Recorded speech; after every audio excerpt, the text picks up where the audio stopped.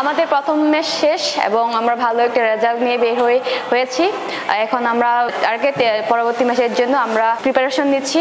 আজকে আমাদের recovery session ছিল, সুইমিং ছিল এবং ফোম রোলার স্ট্রেচিং ছিল, সবকিছু ভালোই। এখন আমরা দ্বিতীয় ম্যাচের জন্য কোচ যে আমাদের দিক নির্দেশনাগুলো দিবেন এগুলো আমরা কাজে লাগাবো এবং আমাদের সেরাটা দেওয়ার চেষ্টা করব। গতকালকে আমার ভাইয়ের তৃতীয় মৃত্যুবার্ষিকী ছিল। সব মিলে আসলে আমি ভাইকে, আমার খুব আদরের একটা ভাই ছিল, আমাদের খুব আদরের ছোট ভাই ছিল। সো এটা হয়ে গেছে। এখন আমি আসলে কালকে একটা টার্গেটই ছিল যে যদি খেলি, গোল করি, ও গোলটা আমি তার উদ্দেশ্যে উৎসর্গ করব এবং আমি গোল পেয়েছি। ওই গোলটাই আমি তার উদ্দেশ্যে উৎসর্গ করেছি।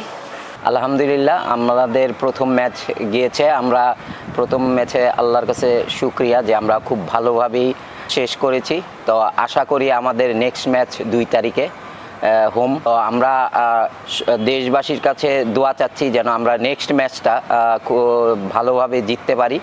এবং যদিও ম্যাচটা খুব টাফ হবে, জানেন যে আপনারা মায়ানমার হলো র্যাঙ্কিংয়ে 55।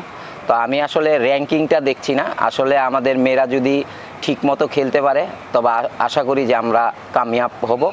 তো আই হোপ যে আমাদের মেয়েরা ভালো করবে। আমরা এখন আসলে রিকভারিতে আছি। আজকে লাস্ট ম্যাচ, জানেন যে একটা বড় ম্যাচ, প্রথম ম্যাচ, অবশ্যই একটা ভাইটাল ম্যাচ ছিল আমাদের জন্য। তো ওই ম্যাচটা সবাই 100% এফোর্ট দিয়েছে এবং সবাই ভালো খেলেছে। যার যার যে দায়িত্ব দিয়েছিলেন আমাদের পিটার বাটলার এবং আমাদের কোচিং স্টাফ, সে দায়িত্ব পালন করেছেন এবং আমি বলবো যে আমরা ভালোভাবেই এই ম্যাচটা উতরিয়েছি। তো আমরা নেক্সট ম্যাচের জন্য প্রিপেয়ার্ড হচ্ছি। আমরা আজকে রিকভারি সেশন করছেন, স্ট্রেচিং, সকাল 10টায় আমরা সুইমিং করেছি।